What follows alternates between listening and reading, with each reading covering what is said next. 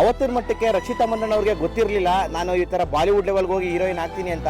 ಸದ್ಯಕ್ಕೆ ರಕ್ಷಿತ್ ಶೆಟ್ಟಿನೇ ಮದುವೆ ಆಗ್ಬಿಟ್ರೆ ನಾನು ಸೆಟ್ಲ್ ಆಗ್ತೀನಿ ಅಂತ ಹೇಳಿ ಅಪ್ಪ ಅಮ್ಮನ ಒಪ್ಪಿಸಿ ರಕ್ಷಿತ್ ಶೆಟ್ಟಿನ ಲವ್ ಮಾಡಕ್ ಶುರು ಮಾಡ್ತಾರೆ. ಎಂಗೇಜ್ಮೆಂಟ್ ಕೂಡ ಆಗೋಗಿರುತ್ತೆ. ಅದಾದ್ಮೇಲೆ ಅವ್ರಿಗೆ ತೆಲುಗುಲಿ ಆಫರ್ ಸಿಕ್ತು. ಅದಾದ್ಮೇಲೆ ಇಲ್ಲಿವರೆಗೆ ಯಾವ ತರ ಬೆಳೆದು ಬಂದಿದ್ದಾರೆ ಅಂತ ನಿಮ್ಗೂ ಗೊತ್ತು. ನಾನು ಜಾಸ್ತಿ ಕೂತ್ಕೊಳ್ಳಲ್ಲ, ಸ್ಟೋರಿ ಎಲ್ಲ ನಿಮ್ಗೆ ಗೊತ್ತಿದೆ.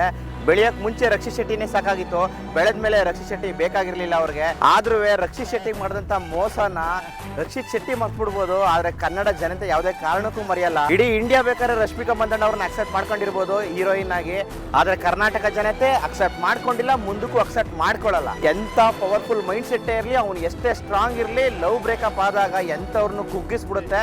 ಅದಕ್ಕೆ ಬೆಸ್ಟ್ ಎಕ್ಸಾಂಪಲ್ ನಮ್ಮ ರಕ್ಷಿತ್ ಶೆಟ್ಟಿ ಅವರೇ. ಶಂಕರ್ ನಾಗ್ ಸರ್ನ ಏನಾದರೂ ರೀಪ್ಲೇಸ್ ಮಾಡ್ಬೋದು ಅಂತಂದ್ರೆ ಅದು ನಿಮ್ಮ ಕೈಯಿಂದ ಮಾತ್ರ ಸಾಧ್ಯ ಸರ್.